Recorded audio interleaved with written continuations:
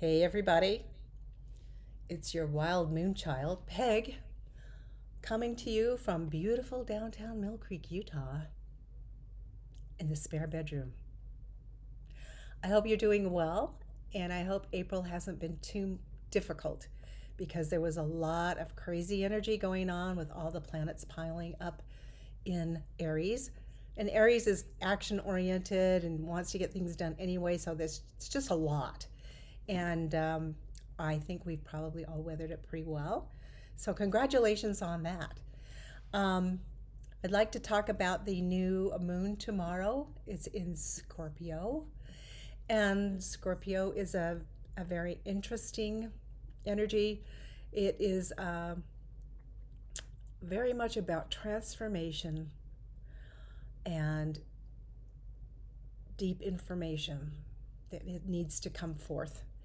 So the all of the disclosure will continue, and we just need to expect that it's going to get much more intense as time moves forward for a while, because that's what happens when I'm going to say this like it's the Roman Empire. When a civilization breaks down, it gets crazy. So we just need to expect that and know that we have to find ways to move in our own little bubble and take care of ourselves and find things that make us happy and bring us joy. So, yesterday I actually had a day where I just kind of did my own thing, which it's been a while since I've done that. And I just kind of, puttered from one thing to another and just followed my intuition. And I did a little art and I did a little this and I did a little that. And it was really enjoyable. And so I kind of found myself there, you know. So let's talk about this full moon a little bit. So, Scorpio is very intense energy. If you know anyone that's a Scorpio, they're kind of hard to read sometimes. Um, but when they do give you information, it's extremely on the spot and it can kind of blow you away. That's Scorpio. Um, they're all about truth often, and very intense about truth. So if you're doing something that's not um, within the realm of the integrity that it should be, you'll probably hear about it, which is interesting because now I'm going to tie that into all the stuff going on out there that's not based in integrity, and just simply say that more will be revealed. The moon reflects, so this gives us a moment to pause and reflect, and then it does also reveal to a certain degree, but not immediately. It will it will reveal. It's like the moon at night, when you're walking along and you see things but not perfectly. You have to kind of get up and really look at them, and then it's revealed. Okay, so it's kind of like that. The moon has that type of energy. So it keeps things hidden until perhaps it's time to reveal. It's not like the sun, you see everything. That's the moon energy. Now, a couple of other things that will be going on tomorrow that are super interesting and super fun. Um, I think, and I'm kind of excited about tomorrow because there are things going on that I really enjoy and appreciate. So we have Mercury is conjunct Chiron tomorrow, which there will be a lot more talk about the woundedness of the world and what we need to heal. So that will be brought up for our attention even more. And then also the Chiron, this is Chiron in the sky, of course, is conjunct Eris, which Eris is a beautiful dwarf planet. I've talked about her before.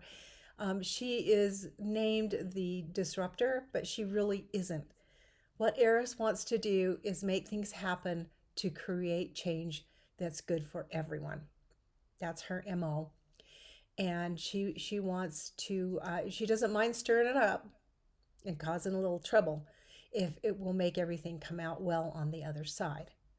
So that's her energy. So if you combine that with the Mercury and the Chiron, we'll be hearing about a lot of things that need to be taken care of or understood, so that when we come out on the other side of all this, we know, we understand and recognize what it is that we want and what we are not willing to put up with anymore. So it's very important energy for us right now with everything going on. Another thing that's going on is Mayday. And how perfect is that? Mayday, Mayday. Yeah, I mean, there's that energy, but also it's called, anciently called Beltane. And it is a ritual and a sacred ceremony around spring and the fertility of spring and things growing and seeds being planted and fertility, hmm and the beauty of life. It's all about life. So I think that this is a wonderful energy to have juxtaposing what we have going on in our world right now. So maybe focus on that energy of beauty and nature, of men and women coming together to create something beautiful. And it can be a baby or it can be something else. I mean, there's a lot of things we need to come together on and create anew. So I think it's a very important energy for right now. I just love it, and I love Beltane. It's a fire ceremony, and we're in now in a an Earth sign, Taurus. So you get that groundedness, and you get the excitement of the fire. So if you feel like building a bonfire and jumping over it, tomorrow is your day. Okay. All right. Well, that's kind of a little brief update on the astrology. I'm going to do a quick reading, and I'm going to structure it as we have before. That I'm going to do a reading about what's going on out there and how we can manage ourselves inside to cope with or best manage the energy or find enjoyment in spite of it. Right? So we'll do that. I'm just giving a little final shuffle here to my deck. And this deck is called Ostara, and it's about spring also. So it's kind of a fun little deck. Let me show you the box. And it's very pretty, actually. All right, Ostara. There you go. All right, we'll do a little cut. We'll bring you on down here. And yeah, here we go. So this is what's going on out there. First card. I'll show it to you because I've got a little, I actually have a lot of light in this room, and sometimes it does get glary. Okay, the first card here is the Ten of Swords. The Ten of Swords is a death card. So something is ending, a cycle is ending, something's coming to fruition. And we can see that out there as things get closer to the end.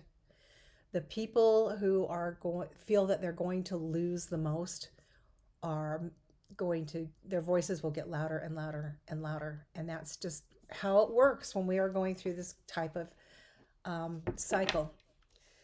So, Ten of Swords. The next card is the Devil. Now, I think that's an interesting card next to the Ten of Swords because what's ending is that devil energy. And the devil is all about greed and addiction and all the things that we're actually seeing in our leaders, not all leaders, but many leaders, and throughout the world at large. It has to do with corruption, all those like the 7 deadly sins we're talking about. So we're getting towards the ending of that energy. Yay! Next card is, this is the Three of Pentacles. She looks very pensive. Pensive Pentacles. Let me just, sometimes I don't have a lot of room right here, and so it's hard to kind of get these lined up sometimes. So, yeah, I hope you're seeing that well. So the Pentacles are about making a plan. So she's considering some kind of action, something that she wants to do or get done. And I think that that is something that's going on right now. I think there are a lot of plans on a lot of levels going on, surrounding um, figures of power, surrounding systems that are broken, surrounding how we can best move forward and serve the people, and how we can diminish the hold of the uh, oligarchy upon us. So there are a lot of plans going on. We just don't know about them. I don't know about you, but I have plans too, because I can't wait to get out of this energy and start um, kind of moving forward a little bit more. Not that I'm not moving forward, but I think there will come a time when it's easier to to move forward. So next we have, oh, let me show you that card. That is the Three of Swords. The Three of Swords is about betrayal. It's about separation, cutting something away. And so this kind of goes with this card and these cards, because what we're going to be cutting away is this old energy that we don't anymore. We just have to, we're considering right now, there are factions and there are groups that are considering right now how to do it, right? Because it's not something that's easy to eliminate or change, because it's so embedded in everything.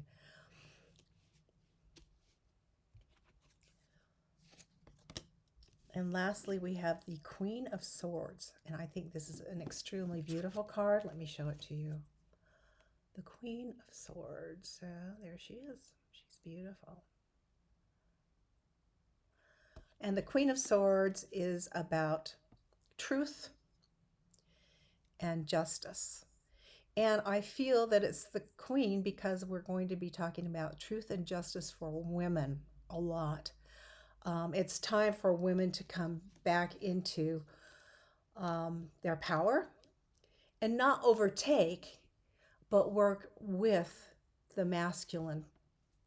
So I think these cards sum it up quite well as to what's kind of going on here. Now let's go ahead and continue with what we can do in our lives to move forward and feel better. First card, the Star. What is the Star about? It's about hope, and specifically hope for the future. So we need to make sure that we don't lose our faith, that we stay in hope, and we know in our hearts that there's something to reach for, something to fly towards, and something that's going to be so much better in the future for us. We just have to stay with it.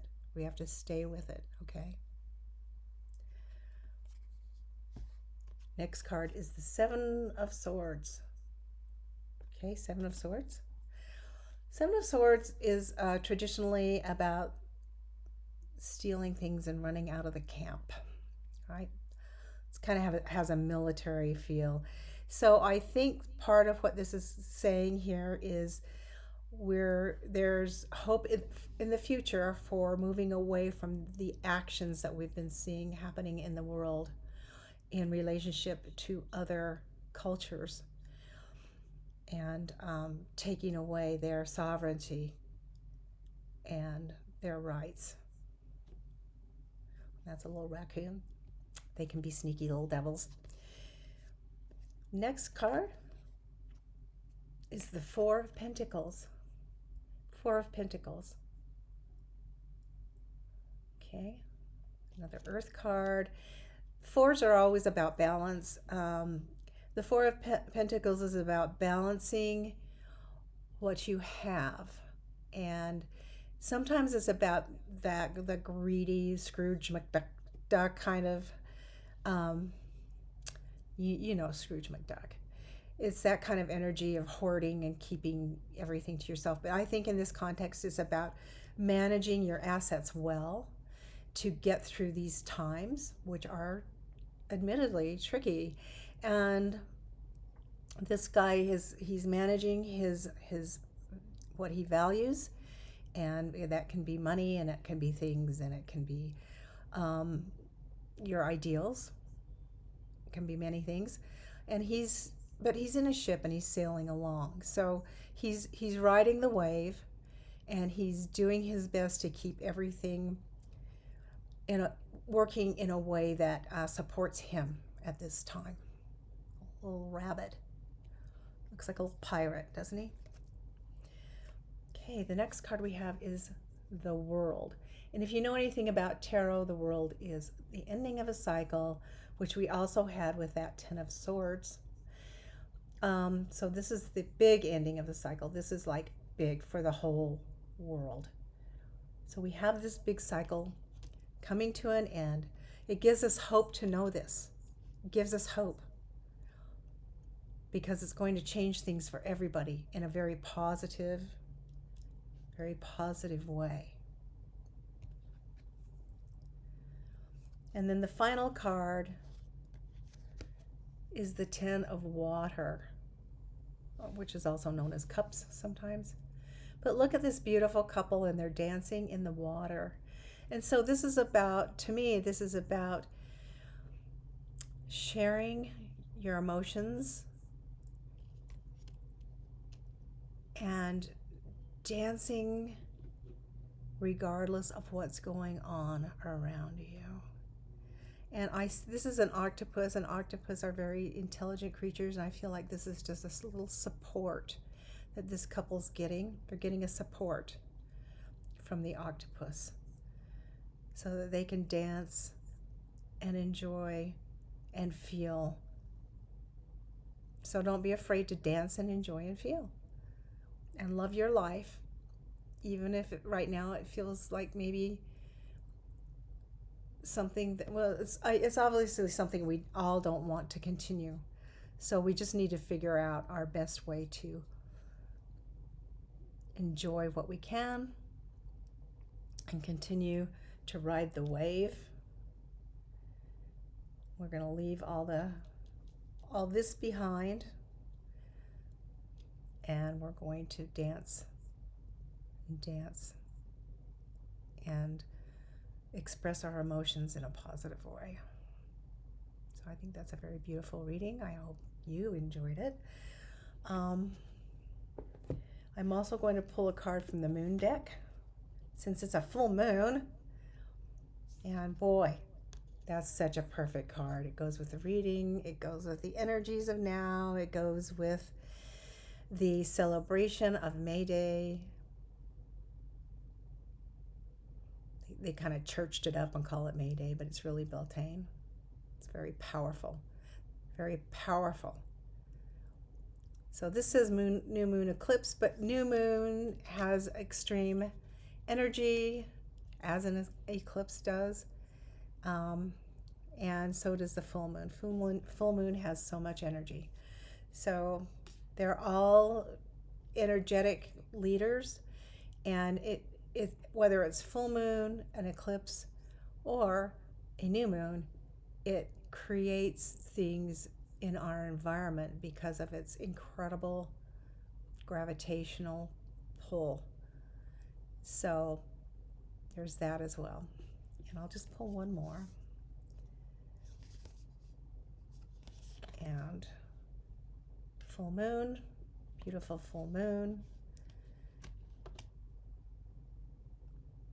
Conclusions are within reach. So I mean, this just to me is saying everything's coming to a culmination. It's coming to fruition. It's not going to last forever. And really, it's how we navigate our way through it that's the most important thing, because everything's going to end that we're seeing out there in the world eventually. It has to. It cannot be sustained. That energy cannot sustain. So this is kind of your update for the next week for the full moon, and I hope that's helpful for you. Now, before I let you go, I want to remind you to take care of yourselves. That's very important right now, so that we're able to get through this. We're all going to have things that we will contribute on the other side. So let's move through it, knowing that things are going to change for the better, having hope, dancing, and navigating well. I hope this is good for you. It was good for me. I always love being here with you, and I'll see you again soon.